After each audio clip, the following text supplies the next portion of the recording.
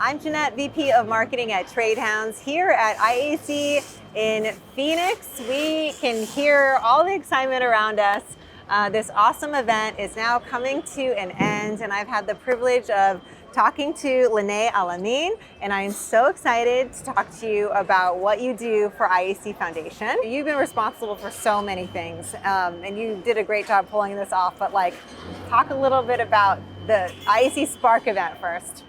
So our part in IEC SPARK was small. We had a Top Golf event, as you know, on Thursday where we raised funds for our grant scholarships and programs.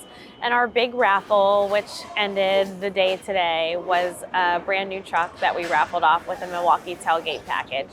So it was fun. It was great to be a part of IEC SPARK. They do a great job, and we're just happy to be able to be a small part of what they have going on this week. You're so humble. It's like physically huge. It's like a massive truck, first of all. But the money that you're raising, that you're going to be donating to help students get an education, is not even close to small. I mean, this is amazing. Tell me, I think I heard it was at like $160,000 in scholarships? Last year alone, yes. That's amazing. Between our two programs, we have a scholarship program and an EmpowerHER scholarship program right now that we're very proud of, and we're just excited to be able to help students across the country that want to pursue careers in the electrical industry. And that's anything from becoming an electrician and going to school at an IEC chapter and working while they're in school, to some students might have wanted to pursue a 4-year degree at a college, and we were able to support them, some with a full scholarship. So it was amazing to be able to be a part of that. Tell me about the EmpowerHER scholarship that you started. Yeah, so the EmpowerHER scholarship was created to support applications from females for the scholarship program. First, we really didn't have a strong applicant base from females. The applications that we were seeing come in were male dominated. But when we started the EmpowerHER scholarship, it changed exponentially. We had a lot more females trying to apply for our scholarship, our regular scholarship program, and the EmpowerHER scholarship program. And each applicant really had to explain to us how getting this scholarship would help them specifically as a female in the electrical industry, but also how they would give back and empower others once they received the scholarship. And it was just amazing to see how they had a heart to give back, whether they were just getting ready to start their career journey or in the fourth year ready to enter the workforce, how they were going to give back to their communities. Tell me about some of the stories that you read. So some of the stories, we had moms that were re-entering the workforce. One of our scholarship winners actually was taking the scholarship, and English was her second language. And so she was learning a new language, also learning a new program, starting a career in an industry that she hadn't worked in before. And while doing that, she was able to pull it off and be awarded dual scholarships, one in our regular program and one in the EmpowerHER program as well, to really fund her career goals. And so that was amazing to see. Another one of our applicants that was awarded actually works at the IEC chapter, and she was able to use that scholarship to go to college and have a full scholarship, and then be able to work at the same time with new apprentices at her local chapter and supporting and empowering them after she was empowered. So it's wonderful to see it happen full circle, and we're already seeing how our applicants are contributing and giving back to others. I just talked to an electrician who's actually also a social media influencer. She goes by That Electrician Chick. And we met her at a Jill of All Trades event.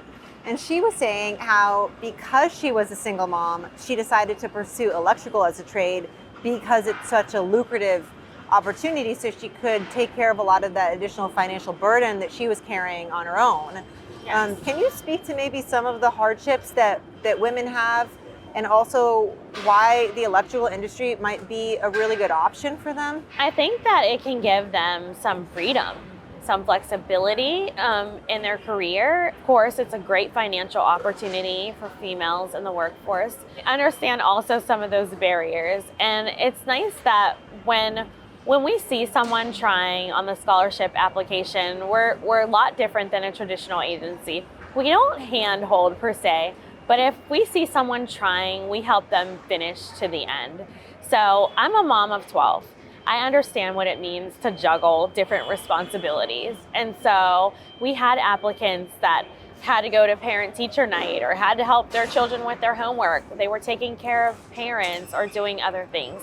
When we seen them start and we knew you might have had your headshot in and you were working on your essay, but we see some areas where you could do better, we reached out to them and asked, would you like a little bit of help maybe adding a paragraph or two to your essay?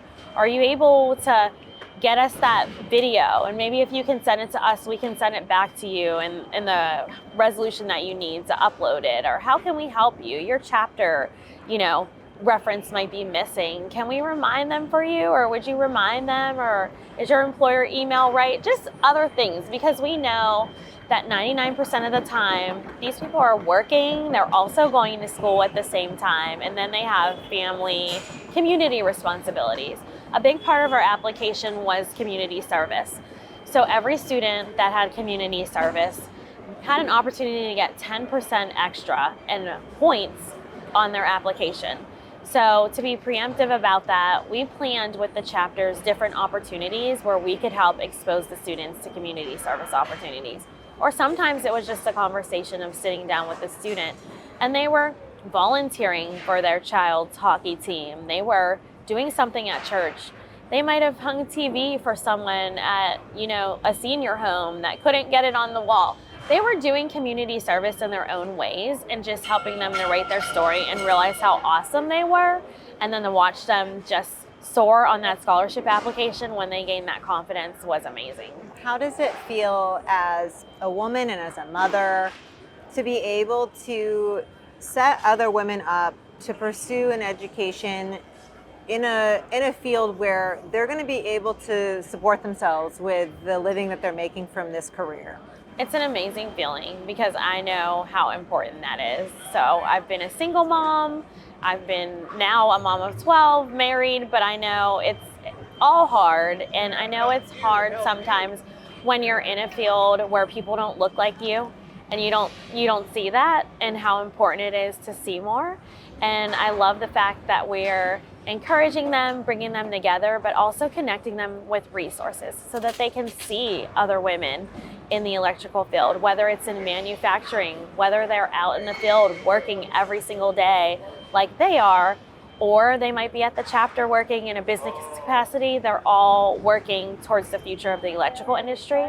And when they all come together, they're just unstoppable. What inspired you to start the scholarship and start working toward helping women specifically? So we're always trying to survey the chapters and the apprentices and just find out what areas do you need support in, what's not happening, what can we do better. And a lot of them were having trouble. They didn't have a lot of female apprentices. Like that might be one area where they were lacking. And we just wanted to find out what can we do to support them, what were the barriers to them.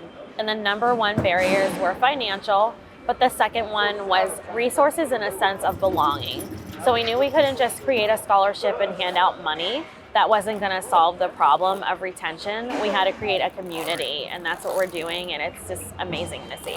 I am so grateful for you, and I just, as a woman, I want to thank you, honestly, for everything that you do. Thank you. Because it makes a massive impact on these individuals' lives, but also on our industry as a whole. Thank you. Is there anything that you would like to share, anything that we haven't touched on that you want to talk about? No. Okay. Well, thank you so much. Thank you You're for the wonderful. opportunity. Thank you. You are too. Have a great day. You Thank too. you.